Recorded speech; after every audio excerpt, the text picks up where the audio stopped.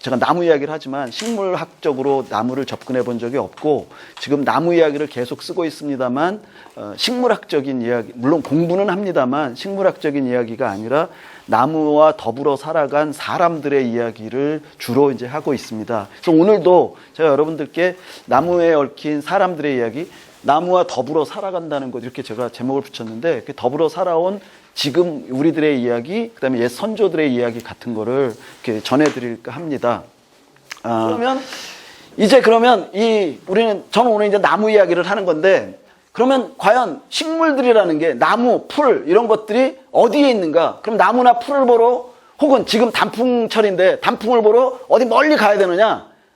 제가 라디오 방송을 꽤 오래 하고 지금도 하고 있습니다만, 라디오 방송에서 진행자가 저한테 물어요. 단풍 보러 어디로 가야 되나요? 제가 대답합니다. 우선 여러분들의 아파트 단지에 있는 단풍부터 먼저 확인하세요. 그리고 자기 아파트 단지에 있는 단풍들이 예쁘다라는 걸 느낀 다음에 산에 가서 봤을 때 진짜 아름다움을 느끼실 수 있을 겁니다. 그러나 지금 아파트 단지나 내 주변에 있는 것들을 보지 않고 그냥 갔을 때는 그냥 놀다 오는 것밖에 안 될 겁니다. 근데 진짜 곁에 있는, 우리 곁에 생명체들이 널려 있다는 얘기죠. 특히 식물은. 제가 어떻게 말씀드릴 수 있냐면요. 예를 들면 국제해양법이라는 게 있어요. 국제해양법에 보면 무인도를 정하는 기준이 있습니다. 무인도가 되려면 세 가지가 없어야 돼요. 그 세 가지가 뭐냐면, 첫째, 잘 아시다시피 사람이 2가구 이상 살지 말아야 됩니다. 2가구, 한 가구는 소용없고요. 2가구 이상 살지 않는 섬이에요. 그다음에 두 번째 조건은 뭐냐면 물이 없습니다. 물이. 세 번째 조건이 뭐냐 하면 나무가 없는 섬이에요. 그게 우리나라 해양법이 아니라 국제해양법입니다. 국제해양법이 정한 그 기준에 의하면 나무가 없는 섬은 그건 무인도라고 얘기해요.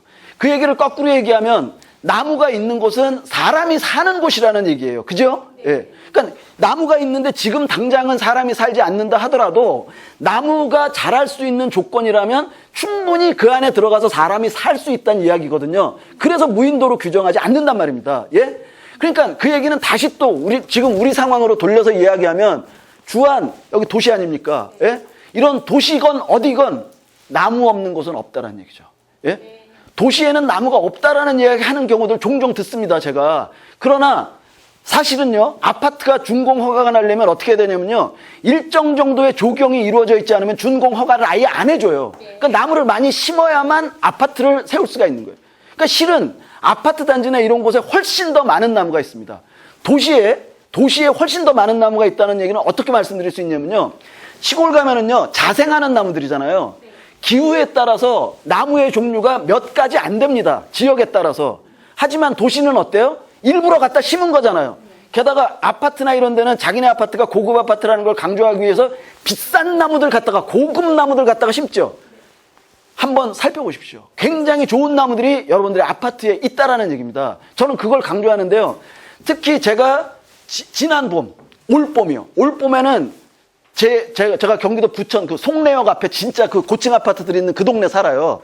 제가 그 동네에서 정말 미친 듯이 이 식물에 미쳤었습니다. 이 지난 봄에요. 그러니까 그 식물이, 저는 뭐 나무 얘기를 하는 사람입니다만 나무뿐만이 아니라 요만한 풀꽃들, 이런 것들 보는데 지난 봄을 다 소비했어요. 어디 나무 보러 간 게 아니라 바로 집 앞에 있는 것들. 어떤 것들을 봤는지 잠깐 보여드리죠. 예. 이번에 좀 꺼주시죠. 예. 이거 냉이꽃이죠? 아시죠? 냉이. 예. 이거 흔하게 피는 거죠? 예. 이 냉이꽃 크기가 얼마나인지 아시죠? 지름 하나가, 한 송이의 지름이 기껏해야 3mm에서 4mm밖에 안 되는 거죠? 예. 이거 냉이죠? 냉이. 이거 꽃다지네요. 꽃다지. 노란색. 예? 이게 꽃다지. 예? 이걸 가까이 가서 요 지름이 3mm밖에 안 된다는 아주 작은 꽃이죠. 예? 그 다음에 요거는 아시나요? 꽃말이라는 꽃입니다. 꽃말이. 요것도 지름이 2mm에서 3mm밖에 안 되는 정말 작은 꽃이에요. 정말. 근데 이 정말 작은 거 그냥 지나가면서는 안 보이는데 가까이 가서 보니 얼마나 예쁜가요? 꽃잎이 이렇게 다 있고 안에 노랗게 꽃술이 이렇게 모여있고 가운데 정말 예쁘잖아요. 그죠? 예, 이거는 서서 이렇게 보면 절대로 안 보입니다. 또 보죠. 요거는 꽃바지라는 꽃이에요. 꽃바지. 아까 꽃말이하고 비슷하게 생겼는데 얘는 안에가 하늘색이에요. 꽃술이 하늘색이. 크기는 똑같아요. 생긴 것도 똑같고. 그 다음에 이거는 어제도 제가 봤습니다. 이거 그러니까 굉장히 생명력이 꽃이 굉장히 긴 시간 피는 주름잎이라는 꽃이에요. 주름잎. 얘도 작아요. 작고 키가 작습니다. 올라와 봐야 10cm 정도밖에 안 올라오는 조그마한 꽃이에요. 근데 얘 가까이 들여다보니까 여기 아유 뽀얀 솜털이 막 나 있고요. 여기 노랗게 얼룩이 이렇게 져 있고 노란 빨간 얼룩이 져 있고 보자니 한없이 보게 되는 거예요. 눈을 못 떼겠어요. 예. 이건 또 아시나요? 점나도나물이라는 그런 꽃입니다. 흔하디 흔한 정말 흔하게 피는 꽃이에요. 너무너무 많아요. 도시에. 예. 요것도 아주 작아서 꽃이 더군다나 흰색이고 얘는 색이 선명하지 않아가지고 꽃 피어 있어도 꽃인 줄 모르고 그냥 지나가기 십상입니다. 이건 아시는 제비꽃, 예? 흰 제비꽃. 이거 보세요. 아스팔트죠? 아스팔트가 콘크리트 바닥이죠? 예. 인도예요. 인도에서 찍은 겁니다. 이거는 좀 커요. 이거는 지름 한 송이의 지름이 한 1cm 정도 되니까 눈에 확 띄죠. 봄맞이꽃이라는 꽃입니다. 이건 민들레죠. 예. 이제 켜주세요. 예. 지난 봄 내내 제가 저 조그만 꽃들을 보기 위해서 말씀드렸죠. 지금 냉이는 이만큼 올라와요. 냉이는 아시다시피. 근데 꽃말이라든가 꽃바지라든가 아까 보여드렸던 주름잎이라든가 하는 꽃들은 키가 10cm 정도밖에 안 됩니다. 10cm. 그럼 10cm 정도밖에 안 되는 꽃을 그 안에 솜털이라든가 빨강 노랑의 얼룩이라든가 이런 걸 보기 위해서 제가 어떻게 했겠습니까? 예. 엎드리지 않고는 볼 수가 없어요.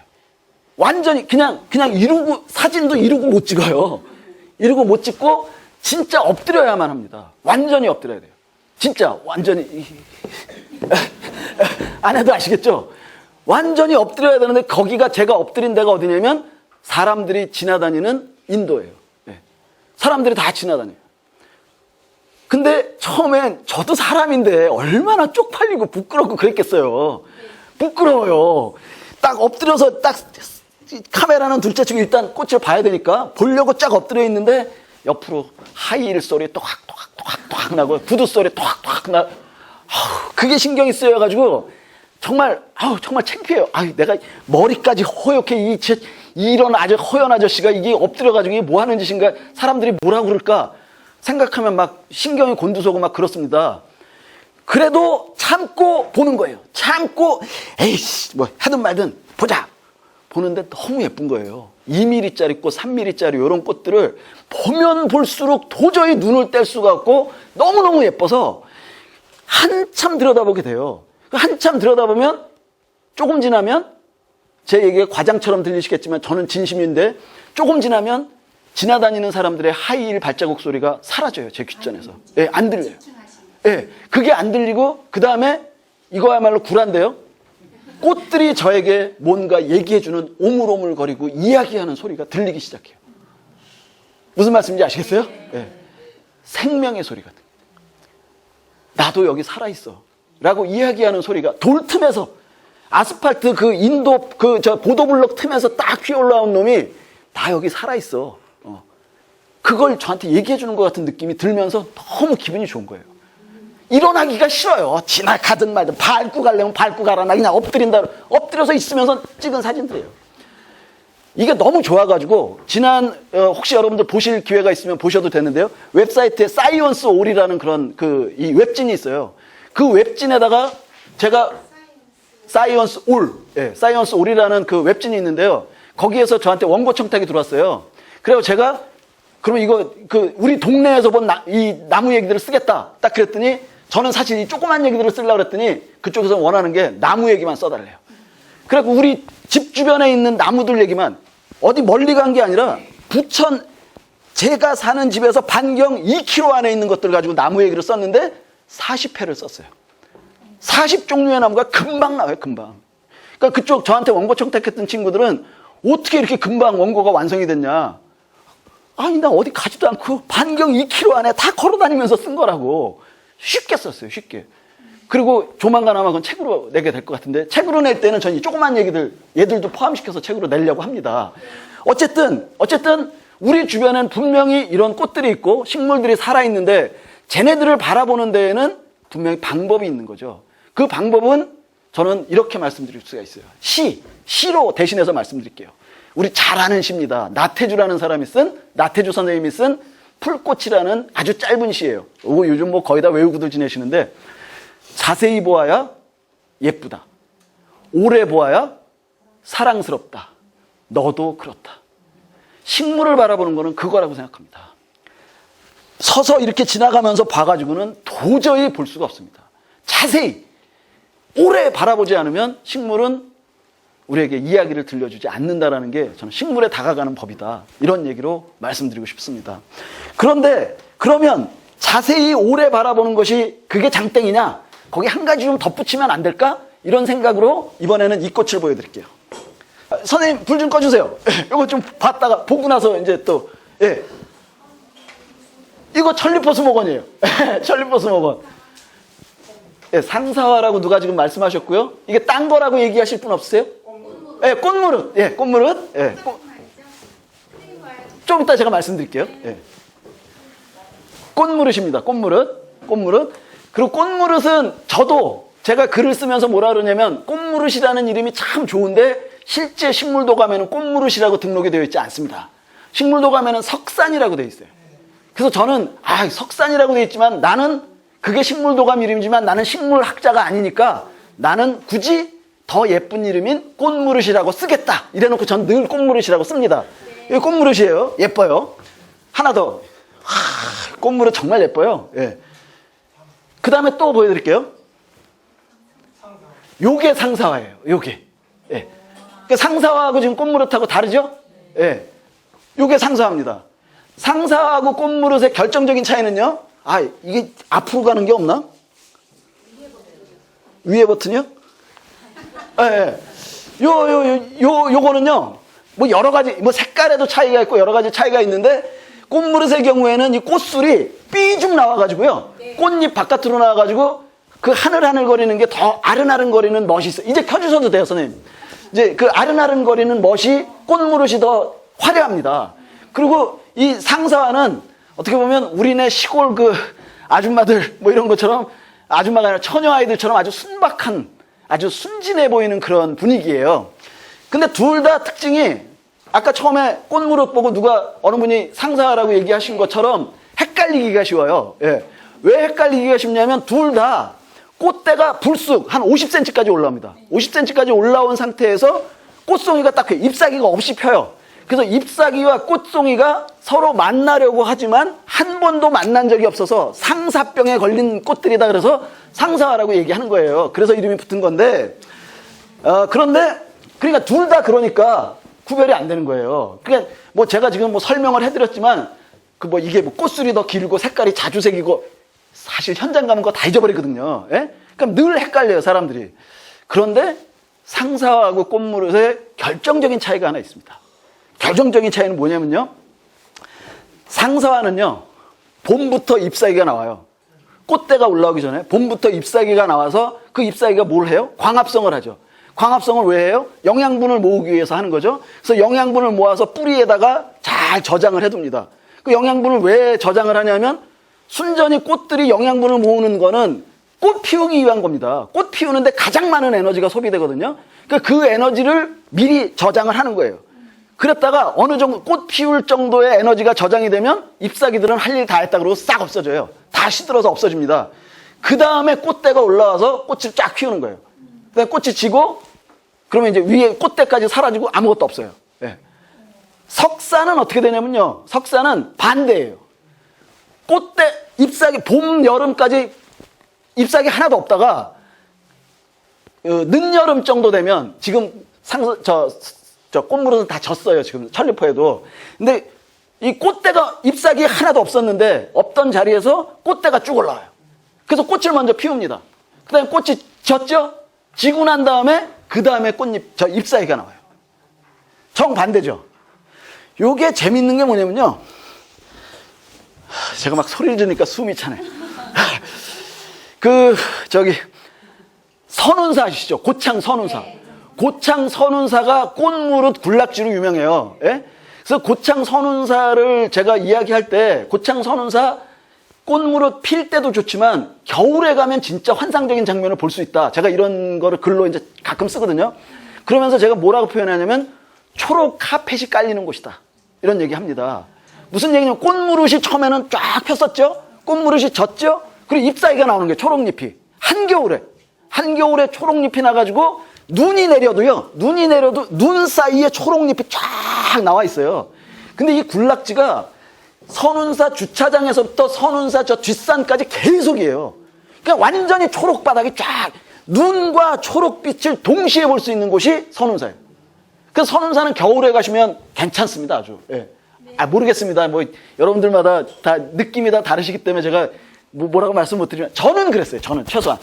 겨울에 이 선운사를 가니까, 와, 눈이 쫙 깔려 있어가지고 이 운전하기도 힘들고 그랬는데, 가서 그 초록 카펫이 깔려있는, 눈밭에 초록 카펫이 깔려있는 모습이 진짜 환상적으로 좋더라고요. 저한테는 아주 그랬습니다. 그러면 제가 그래서 이런 생각을 했어요. 아까 조그만 꽃을 하나 식물을 우리가 느끼기 위해서는 자세히 오래 바라봐야 된다. 심지어는 땅바닥에 엎드려서 봐야 된다. 이런 얘기까지 말씀을 드렸는데, 거기에서 자세히 오래 보는 정도가 아니라 상사화와 꽃무릇의 특징을 제대로 느끼려면 꽃이 피었을 때만 봐가지고는 알 수 없는 거죠. 무슨 말씀인지 아시겠어요? 지금 그래서 제가 저는 이 꽃무릇 가지고 글을 여러 차례 썼는데요. 그 중에 하나는 그런 비슷하게 쓴 게 있어요. 꽃무릇 지고 난 다음에 그 자리에 다시 한번 찾아가 봐야 되겠다. 예. 어떤 잎사귀가 어떻게 올라오는지. 예? 그걸 봐야 이게 꽃무릇인지 상사인지, 지금 잎사귀가 나왔으면, 그 꽃핀 자리에서 다시 잎사귀가 나왔으면 꽃무릇이고, 잎사귀가 안 나오면 상사하고. 그죠? 그러니까 이건 시간을 두고 봐야 된다는 거죠. 자세히 오래 보는 정도가 아니라, 그야말로 좀 거창하게 얘기하면 역사적으로. 시간의 흐름, 그 역사를 함께 하자. 예. 그러니까 길게 봐야 나무를 제대로 느낄 수 있다. 이런 말씀을 드리고 싶은 겁니다. 실제로 나무를 보는 사람들은 한 그루의 나무를 제대로 보기 위해서는 2년 정도가 걸린다고 이야기합니다. 왜 2년이 걸리냐면, 생각해보세요. 새잎 초록초록 날 때, 연두빛으로 새잎 날 때 모습 다르고, 그 다음에 거기 꽃 필 때 다르고, 그 다음에 잎사귀 무성할 때 다르고, 단풍 둘 때 다르고, 낙엽 질 때 다르고, 낙엽 다 하고 난 다음에 빨개 벗었을 때 또 다르고, 그죠? 다 다르죠? 근데 나무들은 해거리도 해요. 그죠? 그러니까 올해는 잎사귀가 무성하고 열매도 많이 맺혔는데 내년에는 안 맺을 수도 있어요. 그래, 내년에 봐야 돼요. 그러니까 2년을 봐야 한 그루의 나무를 봤다라고 얘기하는 거죠. 예? 그러니까 이 상사와 석산의 경우도 긴 시간을 두고 차례차례 바라봐야 제대로 느낄 수 있다. 이런 말씀을 드리고자 해서 얘기를 가져왔습니다. 그래서 그동안 다니면서 보았던 나무 이야기를 제가 들려드리는데, 우선 옛사람들이, 우리나라 옛 선조들이 나무를 어떻게 지켜왔는지에 대한 이야기서부터 시작해볼까 합니다. 이 나무는 경상북도 상주시 상현리라는 곳에 있는 소나무 중에 반송이라고 하는 종입니다. 이 나무에 전설이 있어요. 어떤 전설이 있냐면요.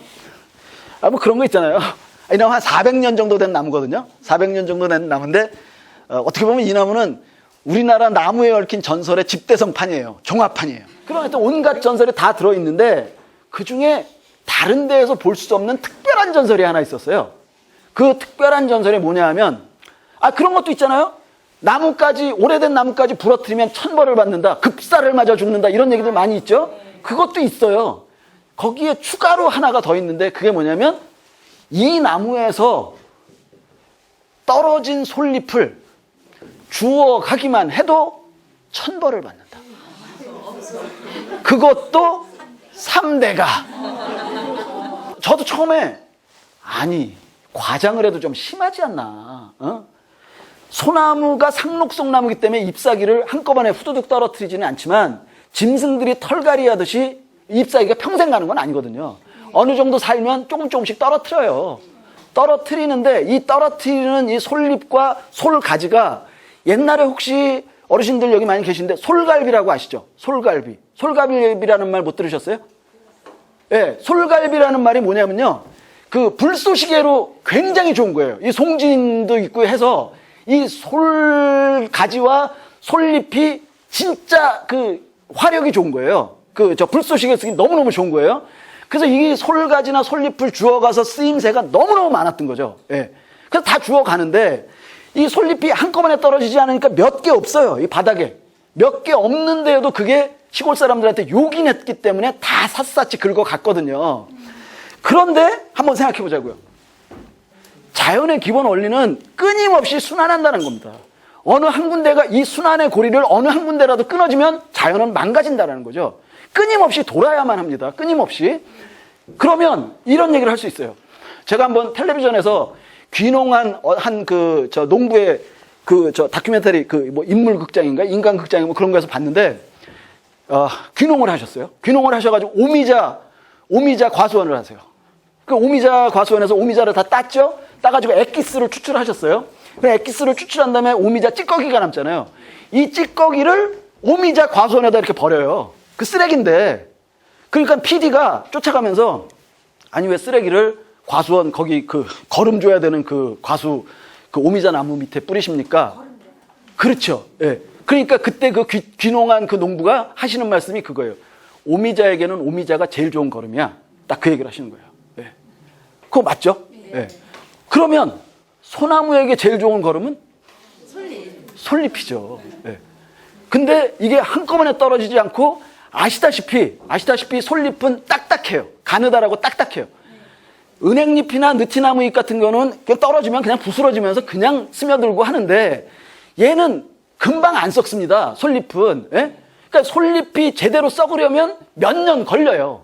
빼짝 마른 게 분해되면서 가느다랗게 되고 잘게 부서지면서 그게 땅속으로 스며들어서 이게 거름이 얼마나 될지 모르지만 워낙 많이 떨어지지 않으니까 그게 거름이 되고 그러려면 시간이 길게 걸린다는 거예요. 이 길게 걸리는 동안 그 주변에 사는 사람들이 이걸 다 긁어가. 그러면 소나무에게 가장 좋은 거름을 빼앗기고 마는 거예요. 그죠? 그러니까 저는 처음엔 저도 그 생각을 못 했는데 여기서 그 전설 이야기를 듣고 갔다 와서 자 글을 쓰면서 깜짝 놀란 거예요. 아니 이렇게 지혜로우셨나? 우리의 선조들이 나무 한 그루를 지키기 위해서 이렇게까지 지혜로운 이야기를 만들어내셨나? 예?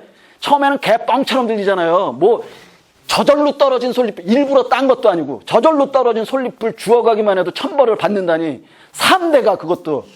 여기서 3대가 왜 중요하냐면요.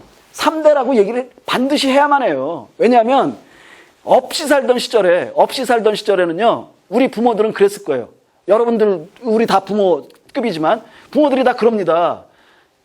내가 천벌을 받더라도 내 자식 새끼 이 솔갈비를 갖다가 따뜻하게 해서 등 따숩게 해서 재우고 싶은 마음이 부모들은 다 있어요. 나는 천벌을 받더라도. 그죠? 근데 3대예요. 그러니까 이걸 주워가면 나만 천벌받는 게 아니라 내가 등 따숩게 재우려고 했던 내 새끼도 천벌을 받게 돼 있어요. 그걸 어떻게 손자까지 그걸 어떻게 주워갑니까? 못 가져가는 거예요. 정말 끝내주는 전설이죠. 예? 이렇게 나무를 지켜왔습니다. 이렇게. 예. 얘는요, 팽나무인데요. 어쩌면 여러분들은 제가 이 이야기를 하면 그거와 비슷한 나무를 텔레비전이나 라디오나 방송에서 들으셔서 아는 나무가 나올 겁니다. 무슨 얘기냐면 재산을 갖고 있는 나무예요. 토지세를 내는 나무예요. 그런 나무 아시는 게 하나 있으시죠? 석송령이요. 예, 석송령이 있습니다. 그 나무는 이제 비교적 많이 알려져 있고 예천군에서 그 나무를 홍보를 굉장히 애를 써서 합니다. 심지어는 기네스북에 올리려고 하기도 했고 아직 안 올랐지만 올리려고 굉장히 추진을 많이 했고 돈도 많이 쓰고요. 그 다음에 석송령을 배경으로 해서 단편 영화 찍는 것도 무상으로 지원하고 막 굉장히 많이 이 석송령에 신경을 많이 썼어요. 제가 신문에 한번 칼럼을 쓰면서 어떤 칼럼을 쓴 적이 있냐면요. 제목이 그 칼럼 내용을 다 말씀드리긴 길고 짧게 얘기하면 제목이 석송령 유감이었어요. 석송령 유감. 그러니까 예천군에서 그렇게 석송령에 신경 쓰고 있는 게 난 유감이다. 이걸 쓴 거예요. 왜 유감이냐? 이 나무 때문이었습니다. 이 나무. 이 나무는 뭐냐면 팽나무인데 이 나무는 어디 있냐면 역시 같은 예천군에 있어요. 경상북도 예천군 용궁면 금원마을이라는 곳에 있습니다. 용궁면 금남리 금원마을이라는 곳에 있는데요. 이 나무는 어떻게 아까 재산을 갖는 나무라 했잖아요. 우리나라에 재산을 갖고 있는 나무가 3그루가 있습니다. 석송령 하나가 아니라 3그루예요. 3그루. 두 번째로 갖게 된 나무예요. 두 번째로 갖게 된 이 나무는 언제냐면 1939년입니다. 1939년에 땅 3,700평을 갖게 돼요. 그러니까 석성룡의 거의 2배죠. 석성룡이 2,000평, 석성룡은 땅 2,000평을 갖게 되거든요. 아까 말씀도 안 드리고 제가 막 하네요. 석성룡은 2,000평이에요. 그리고 얘는 3,700평이니까 약 2배 정도 규모의 땅을 소유하고 실제로 호적등본에 황목근이라는 이름으로 등기가 다 돼 있어요. 그리고 석성룡도 그렇고 황목근도 그렇고 통장이 2개씩 있습니다. 하나는 정기예금 통장이고요. 그리고 하나는 자유저축예금 통장이 있어요. 왜냐하면 정기예금 통장은 그냥 돈 넣어놓고 이자를 받아서 그걸 주로 뭐 하냐면 마을 아이들한테 장학금 줍니다. 장학금. 예, 장학금을 주는 나무예요. 장학금을 주는 나무. 그리고 또 하나의 그 자유저축예금 통장은 뭐 하는 거냐면요. 여기 찾아오는 분들이 워낙 나무가 잘생기고 기특하고 하니까 금일봉을 하사하는 사람들이 많아요. 뭐 군수, 대통령, 뭐 장관 이런 사람들이 와서 이렇게 금일봉을 하사합니다. 그거 수시로 넣기에는 정기예금 통장은 안 되잖아요. 그래서 자유저축예금 통장까지 하나 있어요. 그래서 2개의 통장을 가지고 재산세를 꼬박꼬박 물고 있는데 그 마을 노인들에 의하면 한 번도 연체한 적이 없다는 거죠. 예, 한 번도 연체한 적이 없는 성실 납세자로 살아가고 있습니다. 근데 얘가 1939년에 왜 이 땅 3,700평이라는 어마어마한 양의 재산을 가지게 됐는가, 그걸 말씀드리면 제가 왜 석성룡이 유감인지를 말씀드릴게요. 말씀드리면서 39년이면 이 금원마을이라는 데서는 뭘 했냐면요. 100년 전부터 이 마을에 대한 기록이 있는데요. 금원회의록이라는 기록이 있어요. 그 기록에 보면 마을 사람들이 회의를 하고 뭐 이랬던 기록들이 다 나오는데 그 기록에 의하면 100년 전부터 성미를 모았다라는 기록이 있습니다. 성미 아시죠? 예. 저는 진짜 성미를 제 어머님, 저 수도국산 살 때 제 어머님이 성미 모으는 거를 진짜 봤어요. 제가 저 학교 다닐 때 성미를 어떻게 모으셨냐면 제 어머니 하는 걸 그대로 한번 맞는지 틀리는지 한번 보세요. 저희 어머니는 그 당시에는 쌀통 이런 게 없으니까 쌀 항아리에다가 쌀을 넣으셨죠. 부뚜막 옆에 쌀 항아리가 2개 있었습니다. 근데 2개인데 하나에는 쌀이 들어있고 하나는 거의 빈독이에요. 근데 처음에 이 큰 독에서 이 개숫그릇, 양재기 같은 데다가 이 쌀을 푸십니다. 쌀을 다 푼 다음에 밥 공기로다가, 그 당시에는 공기가 아니라 사발이죠. 사발로 여기서 하나 퍼서 여기 빈독에다 버요. 네. 이게 성미예요. 그래서 제가 물어봤어요. 어머니, 그걸 왜 여기서 퍼서 일로 갑니까? 예? 여기서 그냥 일로 가면 되지 않습니까? 딱 그걸 제가 여쭤본 적이 있어요. 그건 성미가 아니라는 거예요. 성미는 뭐냐면 제 어머님 말씀과 제가 그동안 알고 있는 바에 의하면 성미는 뭐냐면 처음에 밥을 하려고 지어요. 그때는 성미를 해야 되겠다는 생각 없이 아무 생각 없이 우리 식구가 먹을 양만큼을 딱 꺼낸 겁니다. 그런 다음에 아껴야지. 허리띠를 조금 졸라매고 언젠가 나를 포함한 우리 마을의 누군가에게 어려운 일이 찾아올 때를 대비해서 우리가 먹을 양을 좀 줄여야 된다. 우리 식구들이. 예? 그래서 여기서 푸는 거예요. 여기서 그냥 풀어도 되는데 여기서 절대 안 퍼요. 그건 성미가 아니라는 거죠. 여기 금원마을에서는 100년 전서부터 마을 공동자금으로 성미를 모았다는 거죠. 예? 그 기록이 있어요. 그런데 1939년이 됐습니다. 그 1939년이라는 때가 어떤 때인가를 잠깐 생각해 볼 필요가 있어요. 예, 일제강점기의 말기예요. 그죠? 말기면은 일본 사람들이 전쟁 물자를 조달하는 게 급해서 심지어 소설이나 이런 데 보면 어떤 표현이 나오냐면 손에 들고 있던 노숟가락까지 뺏어갔다라는 얘기 나와요. 그야말로 약탈이 아주 극에 달하던 시절이 1939년서부터 40년, 41년 이 즈음이죠. 그러던 시절이에요. 근데 이 금원마을에는 뭐가 있었냐면요. 성미로 모은 공동재산이 있는 거예요. 이 공동재산은 달리 이야기하면 우리는 좋은 의미로 공동재산이라고 얘기하지만 그냥 얘기하면 일본 사람 입장에서 얘기하면 한마디로 얘기해서 임자 없는 재산이잖아요. 그죠? 그건 그냥 가져가면 되잖아요. 그 사람들 노숟가락 이런 거는 분명히 임자가 있으니까 일본 아무리 나쁜 놈들이라 하더라도 양심이 있지. 그거 뺏어가는 건 좀 미안하겠지만 이거 임자 없는 재산은 옳시구나 그러고 그냥 가져가면 되는 거잖아요. 그죠? 근데 그건 일본 사람들 입장이지만 이 금원마을 사람들 입장에서는 그게 얼마나 억울했겠습니까? 진작 아까 제가 말씀드렸듯이 우리 애를 잘 먹이려고 우리 애새끼들 그거 있잖아요.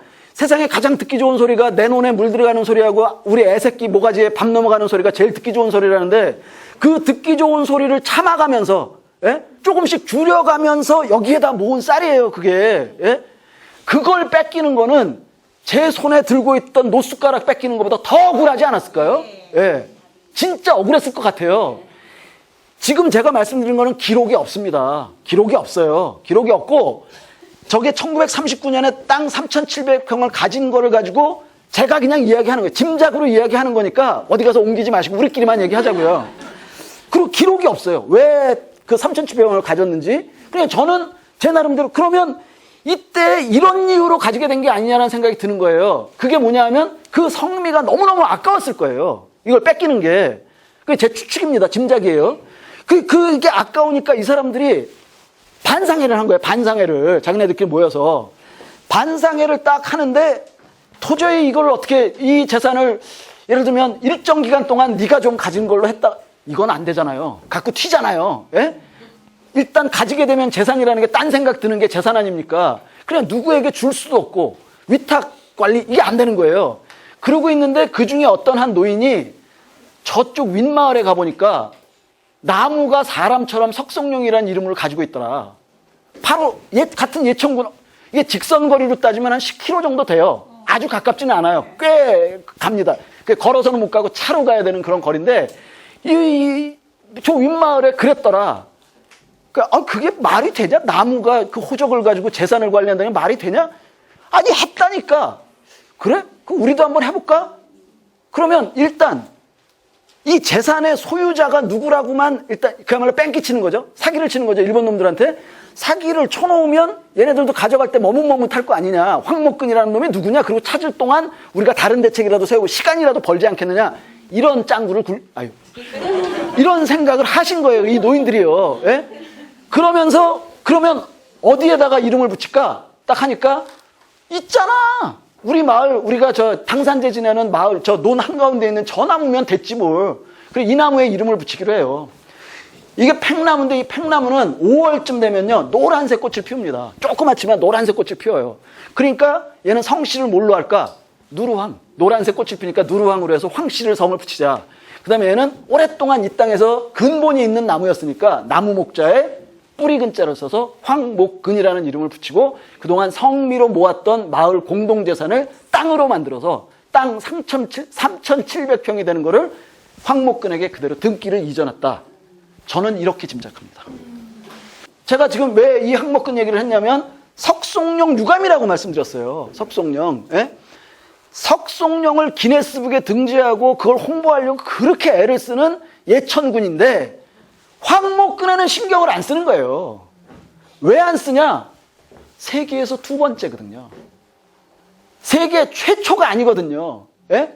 그냥 이건 기네스북에도 못 올라요. 그런데 황목근이 3,700평이라는 재산을 갖게 된 거는 우리 모두의 재산이었어요. 그리고 우리 민족 전체가 겪었던 위기를 나무가 지켜준 거예요. 상징적으로. 그죠? 그렇다면 저는 이게 훨씬 더 귀하지 않냐라는 거죠. 예? 세계 최초냐 최대냐 이게 중요한 게 아니라 그가 갖고 있는 의미를 짚어봤을 때, 토파봤을 때는 이게 훨씬 더 짠한 마음이 들고 고맙고 훨씬 더 장하다. 그래서 뭐 어떤 게 더 좋고 나쁘냐 이걸 따지기 전에 나는 이것도 석송령만큼 가치가 충분히 있음에도 불구하고 예천군이 이건 그냥 내 깔려놓고 석송령만 디립다 이러는 게 난 유감이다. 그걸 신문에 칼럼으로 썼던 겁니다. 이 나무 얘기를 오늘 들려드리면서 제 얘기 마칠 텐데요. 이 나무는 솔송나무라는 나무입니다. 소나무 아니고요. 솔송나무요. 솔송나무. 솔송나무는 우리나라 토종나무입니다.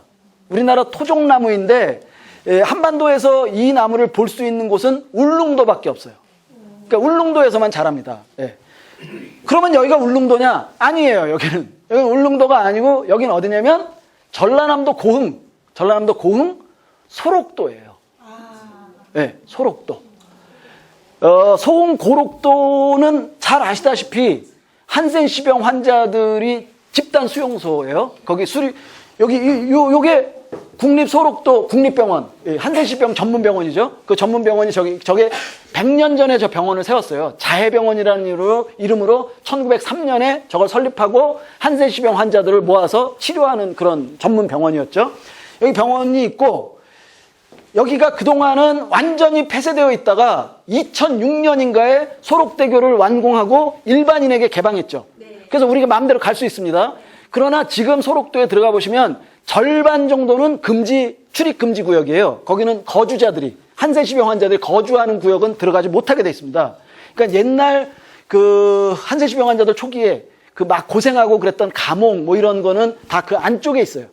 그냥 소록도를 가서 보셔도 그렇게 샅샅이 보기는 어렵습니다.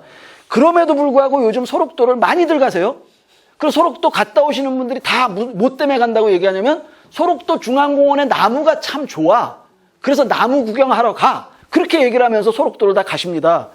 근데 제가 이 말씀 하나 드릴게요. 이건 순전히 개인적인 취향인데요. 순전히 개인적인 취향인데 저는 사람이 손으로 가지치기를 했거나 이렇게 향나무 같은 건 비비 꼬기도 하잖아요. 꼬고 껍데기를 벗기기도 해요. 허연 걸 좋아해서요. 껍데기를 벗겨서 키운다거나 해서 사람의 손길에 의해서 예뻐진 나무를, 이건 개인적인 취향입니다만 저는 별로 안 좋아합니다. 그 천리포수목원을 제가 좋아하는 이유는 뭐냐면 그 많은 종류의 외국에서 들어온 나무들이 1만 5천 종이 있습니다. 근데 이 1만 5천 종의 나무들이 마치 자기가 옛날부터 이 자리에 있었던 나무인 것처럼 아주 의젓하게 아주 자연스럽게 어울려지면서 자라는 거예요. 그게 설립자가 만들고 싶었던 뜻이에요. 그러니까 인공적으로 만든 숲이지만 인공적인 냄새를 최소화시키고 아주 자연스러운 숲으로 만들고 싶었던 거예요. 그래서 그렇게 아름다운 숲이 된 거거든요. 소록도는 그런데 소록도에 있는 이 중앙공원에 있는 나무들은 처음부터 끝까지 사람의 손에 의해서 자란 나무예요. 심하게. 특히 솔송나무 같은 경우에는요, 지금 마치 저 찐빵, 예쁜 찐빵처럼 이렇게 동그랗게 돼 있는데 원래 솔송나무는 저렇게 동그랗게 여성적인 모습으로 자라는 나무가 아닙니다. 울릉도 절벽 이런 데서 자라는 나무인데 아주 강인한 생명력을 갖고 있고 자라는 모습이 좀 남성적이에요. 전나무 비슷하게 쭉쭉 이렇게 뭐 전나무처럼 이렇게 뾰족하진 않지만 전나무처럼 삐죽삐죽 솟아나면서 자라는 나무예요. 그런데 여긴 동그랗게 가꿨어요. 동그랗게. 그러니까 제가 생각하기에 이거는 제가 갔다 와서 칼럼을 썼는데요. 칼럼에 뭐라 그랬냐면 이 나무는 그야말로 목숨을 걸고 가지치기를 한 거다. 예, 그는 가지뿐만이 아니라 잎사귀까지 하나하나 다, 저건 침엽수거든요. 침엽수 잎사귀를, 그 가느다란 잎사귀 하나하나 손본 그런 정도로 목숨을 걸고 가지치기를 한 거다. 저는 그렇게 썼어요. 예. 실제로 그래 보여요. 가서 보시면 정말 기가 막히다라는 생각이 듭니다. 근데 저는 개인적으로 그런 거 싫어한다 그랬잖아요. 근데 제가 여기를 가면서 이 나무한테 너 왜 이렇게 자랐니? 이렇게 물어봐도 얘가 대답 안 하잖아요. 그래갖고 실제로 대답을 해줄 수 있는 사람을 찾았더니 소록도에 지금은 이제 제가 이제 뵀죠. 그 소록도에 시인이 한 분 계세요. 강창석이라는 시인이 계십니다. 그래서 그 시인에게 미리부터 제가 연락을 계속 하면서 제가 언제 갈 테니까 가서 만납시다. 그래갖고 저는 그 출입금지구역까지 다 구경을 하고 왔는데 어쨌든 그 시인, 그분은 지금 작년인가에 환갑을 하셨어요. 그러니까 60 넘으시고 진짜 손이 완전히 다 완전히 그 한세시병 심하니까 다 그렇고 입도 좀 찢어지고요. 이게 눈썹 뭐 이런 거 이미 다 사라졌고요. 그런 분이에요. 그래서 그분을 뵙고 거기 구경 다 하고 여기를 갔습니다. 제 목적은 이 솔송나무였어요. 그래서 솔송나무를 딱 봤습니다. 앞에 딱 섰어요. 서가지고 제가 여기 어르신들도 계신데 정말 죄송합니다만 제가 저 강시인한테 했던 표현을 그대로 옮길게요. 약간 쌍스러운 소리라 그런데 제가 그랬어요. 이 나무 보면서 선생님 왜 나무를 가지고 왜 지랄을 했어요? 그랬어요, 제가. 네. 지랄이지 뭐예요, 이게. 왜 목숨을 걸고 가지치기를 해? 그냥 자라게 내버려 두지. 그게 왜 지랄을 했습니까? 그리고 제가 약간 짜증스러운 투로 얘기를 했어요. 그러면서 제가 덧붙여서 뭐라 그랬냐면 저렇게 지랄을 하려면 저렇게까지 목숨 걸고 나무 가지치기를 하려고 지랄 난리방정을 떨려면 이 소록도 국립병원에서 이 나무를 관리하기 위해서 굉장히 많은 예산을 썼을 것이고 조경사? 예? 나무 관리를 정말 오랫동안 썼겠다. 이런 얘기를 제가 했어요. 그랬더니 강시인이요. 이 강창석 선생이라는 분이 가만히 저를 이렇게 쳐다보더니, 물끄러미 쳐다보더니, 이분이 말씀하는 건 정확해요. 왜 정확하냐면 이분이 지금 소록도에서 하고 계시는 작업 중에 뭐가 있냐면 소록도 백년사라는 책을 쓰고 계시거든요. 그러니까 역사적인 자료를 정확하게 갖고 계신 분이니까 허튼 소리가 아니에요. 자료가 있는 얘기예요. 근데 이 선생님이 뭐라고 얘기하시냐면 지난 100년 동안 소록도에서는 중앙공원에 있는 나무를 관리하기 위해서 사람을 고용했던 적이 단 한순간도 없습니다. 그렇게 얘기를 해요. 그래서 제가 구라치지 마세요. 이게 관리인 없이 그러면 이렇게 됐다고? 말이 안 되잖아. 솔송나무가 근데 그 선생님은 솔송나무가 어떤 나무인지 잘 몰라요. 하지만 저는 솔송나무에 대해서 미리 알고 갔단 말입니다. 이렇게 안 자라거든요. 내일 천리포수원에 가면 솔송나무 있어요. 거기서도 제가 보여드릴게요. 솔송나무 이렇게 안 자라요. 예? 이 말이 되는 소리를 해야지. 왜 거짓말 하세요? 딱 그랬더니 가만히 있다가 이런 말씀을 하십니다. 소록도에 계신 이른바 그 한센시병 환자분들은 그야말로 가족들로부터도 버림받았고, 예? 그리고 실제로 소록도에 계신 분들은요, 자기네들끼리도 안 만납니다. 스스로를 완전히 고립시켜서 살아요. 상대방 얼굴 썩어가는 걸 보면 자기 얼굴 썩는 거 보는 것 같아가지고요. 그게 비참해서 자기네들끼리도 안 만납니다. 이 강시인 같은 사람만 이 사람, 저 사람 만나고 다니지 안 만나요. 혼자 자기 방에 그냥 틀어박혀서 지내고 누가 나타나면 쑥 들어가고 이런 식이래요. 저도 거기 살아보진 않았고 강시인한테 들은 얘기예요. 그렇게 살고 진짜 그야말로 스스로를 완벽하게 가족들도 버렸으니 뭐 오죽하겠습니까? 완벽하게 소외되어서 살아가고 있는데 저는 근데 이런 생각을 합니다. 사람뿐만이 아니라 모든 생명의 본능은 소통하고 싶어하고 교감하고 싶어하는 본능은 그건 모든 생명의 본능이라고 생각해요. 혼자서 어떻게 살아요? 사람만 혼자서 못 사는 게 아니라 저는 모든 생명이 그렇다고 생각합니다. 동물도 그렇고 식물도 그렇다는 얘기입니다. 식물이 다르지 않습니다. 식물도 분명히 소통하고 싶어요. 근데 하물며 아무리 한센시병 환자지만 그들에게 그 본능까지도 없어졌느냐? 아니에요. 본능은 있었을 거예요. 얼굴 찢어지고 썩는 건 보기 싫었지만 자기가 살아있다는 걸 확인하는 거는 무언가 살아있는 다른 생명체와 교감하고자 하는 본능이 있었을 거예요. 그런데 누구도 만나기 싫었고 누구도 만나주지 않았고 완벽하게 소외되어 있어요. 그럴 때 이 사람들은 어떻게 했냐면요. 아침에 해가 뜨면 지게를 메고 지게에 다 떨어진 농기구 몇 개 챙겨서 누가 시키지도 않았는데 나무에 다가간 거예요. 나무는 그렇게 위기에 빠져있는, 죽음의 위기에 빠져있는 사람들에게도 마음을 열어주었어요. 그리고 살아있는 생명체로서 유일한 그들을 그 한센시병 그 썩어가는 얼굴을 가지고 있는 사람들의 그 처참한 몰골을 아무런 조건 없이 편안하게 받아들여준 생명체는 나무밖에 없었던 거예요. 그래서 나무에 매달렸어요, 이 사람들이. 누가 시킨 게 아니고 하루 종일 나무만 자른 거예요. 솔송나무인지 뭔지가 뭐가 중요해요, 그 사람들한테. 그냥 자른 거예요, 자기가 보기에 예쁘게. 예? 이 안에 있는 나무 다 그래요. 얘만 그런 게 아니라 심지어는 비비 꼬기도 했어요. 예. 그런 게 숱해 있습니다. 그러면서 강시인이 덧붙여서 저한테 이런 얘기를 하세요.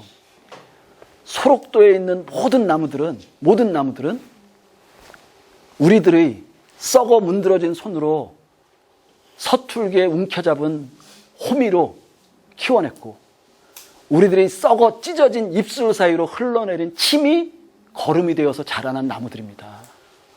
그런 얘기를 하시는 거예요. 좀 전에 제가 뭐라 그랬어요? 잘난 척하고 내 취향은 저렇게 꾸민 거 싫어. 정말 죄송스러웠어요. 왜 지랄을 했어? 죄송스러웠어요. 죽을 것 같았어요, 제가. 정말. 그래서 그냥 손만 잡고 아무 소리도 못하고 저도 그 썩어 문드러져간 손을 붙잡고 한참, 이 한센시병 환자들 손은 차요, 체온이. 그 찬 손을 한참 동안 붙잡고 있다가 돌아올 수밖에 없었습니다. 네. 오늘 여기까지 하고요. 내일 아침부터 천리포로 같이 즐겁게 떠나보시기로 하겠습니다. 고맙습니다.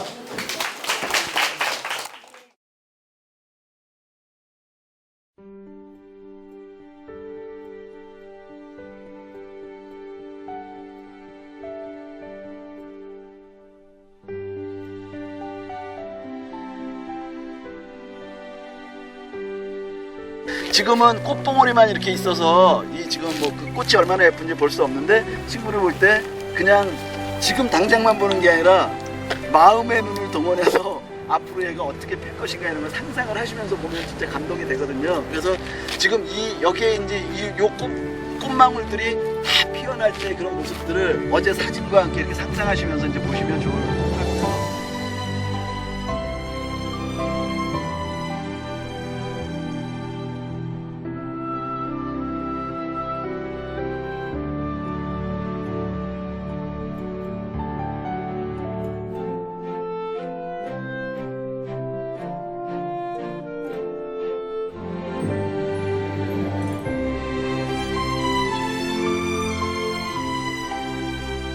이 나무는 층층나무 품종으로 이렇게 잎사귀에 무늬를 만들어서 관상용 가치를 높인 그런 나무인데요. 이 층층나무가 왜 층층나무냐 하면 보시다시피 이 나뭇가지가 줄기가 가운데 쭉 올라오고 층층을 이루면서 가지가 발달이 됩니다. 그래서 지금 가까이에서 보셔서 그런데 조금 멀리에서 보면 1층, 2층, 3층 이게 정확하게 구분이 되는 그런 나무가 층층나무예요.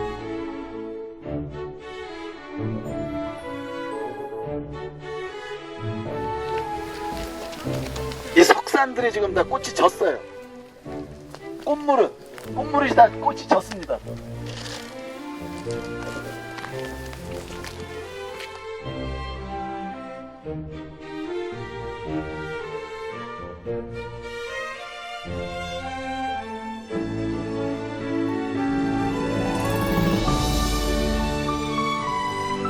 대부분의 식물들은 자가수분을 안 해요. 그러니까 이른바 근친을 피하죠. 그래서 자기 암술이 길고 수술이 짧은 이유가 자기 암술에 이걸 묻지 않으려고 하는 거거든요. 그래서 다른 데 가서만 묻어야 된다는 게 원칙인데 얘네들은 아무리 기다려도 찾아오는 벌이 없고 하다 보니까 누군가가 나타났을 때 이거라도 해야 된다 그래서 자가수분을 경기를 일으키죠. 따다닥 합니다. 네. 아주 재밌는, 그리고 정말 위기일수록 아름답게 피고 아름답게 자란다는 걸 보여주는 그런 겨울에 피는 꽃의 상징입니다.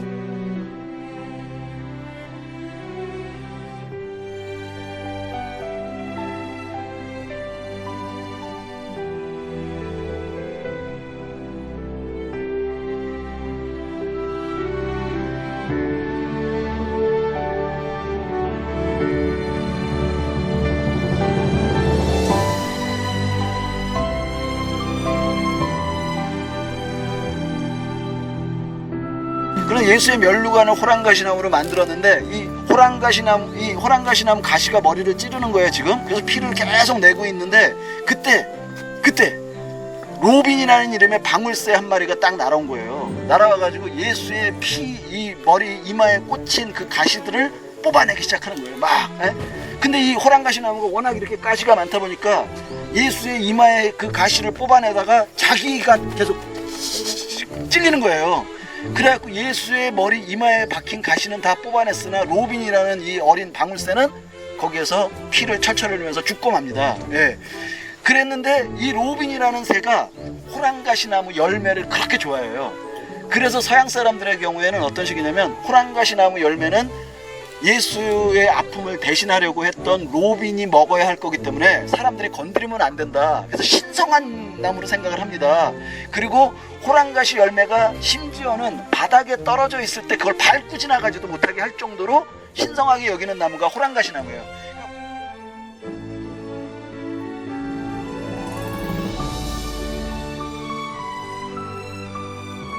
레이첼 카슨이라는 선생님이 어떤 그 문학상을 수상을 해요. 자연주의 생태학자가 그 수상작에서 수상연설에서 그분이 그런 말씀을 하시더라고요. 뭐랬냐면 그 사람 글을 잘 썼기 때문에 상을 받은 건데 그 사람 뭐라고 대답을 연설하냐면 내 글이 아름다울 수 있었던 건 내가 글을 잘 써서가 아니라 내가 소재로 삼았던 자연이 아름다웠기 때문입니다. 이런 이야기를 했어요. 저도 똑같이 말씀드리고 싶습니다. 제 이야기를 즐겁게 들어주셨다면, 혹시라도 즐겁고 재밌게 들어주셨다면 제가 이야기를 재밌고 즐겁게 한 것이 아니라 제가 좋아하는 이 나무들이 재밌고 즐거웠기 때문이라는 말씀으로 여러분들에게 1박 2일 동안의 이야기를 마무리하겠습니다. 고맙습니다.